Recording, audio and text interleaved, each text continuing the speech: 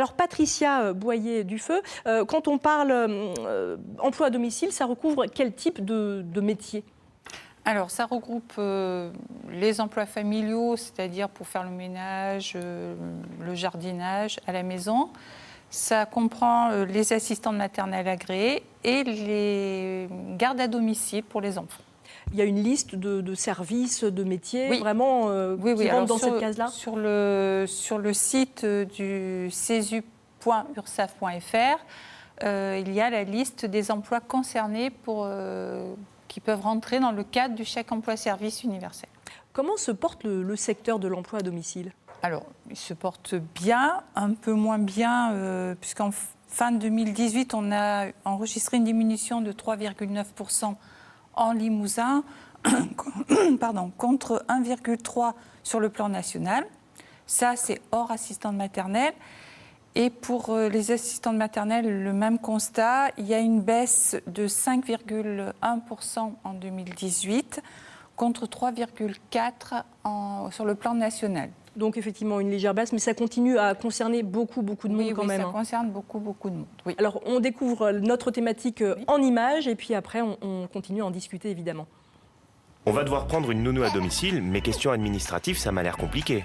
Bah pas tant que ça, nous on s'en sort. Garde d'enfants, ménage, aide pour personnes âgées ou handicapées, 3,4 millions de Français salarient 1,4 million d'employés à domicile. Mais salarier une nounou, c'est pas si simple. Si vous souffrez de la fameuse phobie administrative, vous avez la possibilité de déléguer la paperasse à un organisme mandataire. Évidemment, ça implique un surcoût.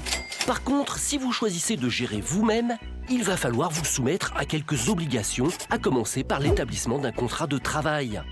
Ensuite, pas de panique. L'État a mis en place le CESU, le chèque emploi service universel, géré par l'URSSAF, qui permet de déclarer et de payer votre employé. En adhérant au CESU+, le dispositif se charge lui-même du paiement du salaire. Les gardes d'enfants dépendent, elles, d'un système équivalent nommé Page Emploi. Bon à savoir, l'emploi d'un salarié à domicile permet de déduire de ses impôts 50% des dépenses engagées, dans la limite de 12 000 € par an. Attention, nouveauté, cette année, avec le prélèvement à la source, vous devrez attendre que le CESU ou Page Emploi vous envoie le montant du salaire net de votre employé pour le payer. Et oui, donner du boulot, c'est du boulot. Alors, beaucoup d'infos, pas de panique, on va revenir sur les différents points évoqués. Mais d'abord, je crois que Philippe, vous avez une question à Patricia. Patricia, dites-moi, j'ai l'intention de prendre une nounou pour mes chiens. Est-ce que ça rentre dans le cadre du CESU ou pas ? Oui, ça peut rentrer dans le cadre du CESU. D'accord, me voilà rassuré. Voilà. Merci beaucoup, Patricia. Donc Philippe, il faut bien écouter ce que va nous raconter Patricia, Exactement. parce que ça va vous intéresser. Alors déjà, quel est le grand principe, Patricia, du CESU, du chèque emploi-service universel ? Alors, le chèque emploi-service universel, c'est comme ça a été dit dans le spot, c'est un organisme qui gère, qui fait les fiches de paye, qui calcule les cotisations. En fait, la personne qui emploie quelqu'un à son domicile n'a qu'à remplir le nombre d'heures, le salaire horaire net qu'ils ont fixé sur le contrat de travail, parce que le contrat de travail reste obligatoire. Et puis voilà. Et évidemment, après, c'est une protection sociale pour la personne qui vient travailler quand même. Tout à fait, oui. Ça reste dans le droit du travail. Donc, il y a un contrat de travail qui doit être fait. Le CESU concerne absolument tous les emplois à domicile ? Pratiquement tous, oui. Et Page Emploi, c'est aussi... Alors, Page Emploi, c'est donc pour les gardes d'enfants à domicile et pour les assistantes maternelles agréées. D'accord. Là, c'est géré par cet organisme-là. On va rentrer un petit peu plus dans les détails et notamment en répondant à notre téléspectatrice Nathalie qui a une question pour vous. Bonjour, je m'appelle Nathalie. J'aimerais savoir quelles sont les modalités pour embaucher du personnel à domicile. Merci. Alors concrètement, ça y est, on a envie d'embaucher quelqu'un. Comment on fait ? Alors comment on fait ? On va sur le site, comme je citais tout à l'heure, du chèque emploi-service. Et là, on s'inscrit en ligne, tout simplement. Il y a des informations à donner, etc. Sur le site, il y a un modèle de contrat de travail. Tout est bien expliqué. Il n'y a qu'à remplir et à donner à la salariée son contrat de travail. Est-ce qu'il y a un salaire minimum ? Oui, bien sûr, c'est le SMIC horaire. Et bien sûr, comme tout le droit du travail, quoi. Oui, donc effectivement, 8,68 € voilà. pour 1 heure en net. Est-ce qu'on peut donner plus d'ailleurs? Ah oui, on peut donner plus. Libre effectivement à l'employeur. Voilà. Pas moins, mais moi. plus. Après, c'est au libre choix de l'employeur. Là, à ce moment-là, l'organisme n'intervient pas. C'est-à-dire que... Voilà. Qui établit le contrat? Alors, c'est l'employeur. C'est l'employeur. L'employeur et le salarié, conjointement, il faut effectivement qu'ils soient d'accord tous les deux. Après, c'est signé conjointement, comme tous les contrats de travail. Voilà. Mais c'est obligatoire. Hein. Ah, c'est Il faut obligatoire. un contrat de Oui, travail. pour la protection de l'employeur et du salarié. Un bulletin de salaire aussi, chaque mois? Alors, le bulletin de salaire, c'est le chèque emploi-service qui l'établit, ou page emploi, parce que c'est le même principe. Et là, effectivement, à partir de cette année, est rentré en ligne de compte le prélèvement à la source pour les impôts. Donc, c'est un petit Alors, comment ça fonctionne? Effectivement, c'est une nouveauté de 2020. Alors, oui, voilà, c'est la nouveauté. Alors, Patricia, mets ses lunettes. Voilà. Attention, ça va devenir très sérieux. Écoutez bien, ouvrez grand vos oreilles. Que je ne dise pas de bêtises. Donc, il y a 3 processus. Il y a les personnes qui font appel au service plus, c'est-à-dire que là, il faut l'accord du salarié pour l'employeur, parce que le salarié va donner ses coordonnées bancaires au chèque emploi-service, au centre du chèque emploi-service national.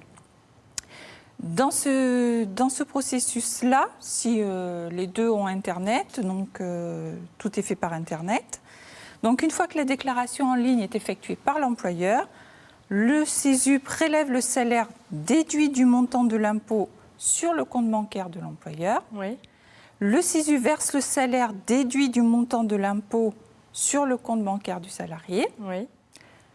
Et ensuite, le CESU prélève le montant de l'impôt sur le compte bancaire de l'employeur et le verse aux services fiscaux. Donc, tout est fait automatiquement. Tout est fait automatiquement. Mais pour ce faire, il faut quand même adhérer au CESU+. Voilà, là, il faut être au CESU+. Parce que si on a Côté juste le employeur, CESU, côté salarié. il faut que ce soit nous qui payons. On Voilà. fait la démarche Alors, de payer effectivement la personne qui vient travailler chez nous. Voilà. Si le salarié n'a pas voulu adhérer à ce service-là, Un service qui est gratuit. Ah, c'est gratuit, totalement gratuit. Hein. C'est un dispositif de l'URSSAF qui est mis en place. Et comme tous les dispositifs de l'URSSAF, rien n'est payant, c'est tout gratuit. Donc on a tout intérêt effectivement à y adhérer. Si Voilà, je comprends bien. c'est quand même une grande notion de facilité. Alors, si l'employeur, lui, est sur Internet, mais pas le salarié, donc, l'employeur est informé au moment de ses déclarations du salaire déduit du montant de l'impôt. Oui. L'employeur verse le salaire déduit du montant de l'impôt à son salarié, c'est-à-dire qu'il regarde, il voit le salaire, moins si le salarié est soumis à un impôt, il y a le coefficient qui est fourni au chèque emploi-service par les services fiscaux. Et donc le CESU et Page Emploi prélèvent le montant de l'impôt sur le compte bancaire de l'employeur et verse à l'administration fiscale le montant. Bon, c'est plus pratique, effectivement. Il y a une mensualisation, automatisation du service. En aucun cas, de toute façon, ce n'est l'employeur qui doit reverser quelque chose à l'administration fiscale. Alors, j'ai le témoignage aussi de Morgane qui voudrait nous parler des difficultés qu'elle peut rencontrer quand même. On l'écoute. Quand on a rencontré la nounou la première fois, on a dû presque tout de suite parler du contrat, d'argent, les horaires, le lissement sur l'année, enfin sincèrement voilà, avec des termes qu'on comprend pas forcément quand on n'a jamais été employeur particulier. Donc c'est vrai que ça serait pas mal d'avoir de la formation avant la naissance ou juste après la naissance de l'enfant. Pour qu'on nous explique comment tout ça fonctionne et éviter de parler tout de suite d'argent dès le premier rendez-vous avec la nounou. Et oui, pour certains, c'est pas forcément simple de devenir employeur. On comprend certains freins chez certaines personnes. C'est vrai, c'est pas évident, c'est pas le métier de tout le monde, hein, voilà. Alors par rapport à ce que dit cette jeune maman, effectivement, il faut anticiper. Oui. Et avant de rencontrer la nounou et de parler effectivement d'argent, parce que malgré tout, elles sont là aussi pour gagner leur vie, il faut quand même contacter Page Emploi, alors soit par Internet, ils ont un forum qui est très bien fait avec une foire aux questions, ou appeler un conseiller en ligne et qui expliquera comment ça marche, parce que Page Emploi c'est un petit peu différent. on parle de mensualisation. C'est-à-dire que les assistantes maternelles, maintenant, contrairement à ce qui se passait il y a quelques années, elles sont mensualisées. C'est-à-dire qu'on fait un contrat, on établit le nombre de semaines, le nombre de jours de garde, et tout ça est divisé par 12. Je simplifie un peu, et après, c'est mensualisé. Il y a eu d'autres changements au 1er janvier 2020. Je crois que le SMIC a été effectivement un petit peu voilà, relevé. Le SMIC a été un petit peu relevé, et voilà. Autre info aussi importante, le crédit d'impôt. Et on va terminer là-dessus. Pour les employeurs. Effectivement, c'est important. Donc, comme ça a été dit dans le reportage, c'est 50% des charges engagées, salaires et cotisations comprises, jusqu'à 12 000 Un plafond de 12 000 euros. Voilà, effectivement. Donc, ça reste effectivement intéressant finalement de déclarer, parce qu'il y en a encore qui embauchent des personnes sans les déclarer. C'est là-dessus qu'on peut terminer. Voilà. On peut terminer là-dessus. Bon, effectivement, ça existe. Le travail dissimulé, ça existe. On ne va pas se le cacher. Mais alors, il peut y avoir beaucoup de risques pour l'employeur comme pour le salarié en cas d'accident du travail.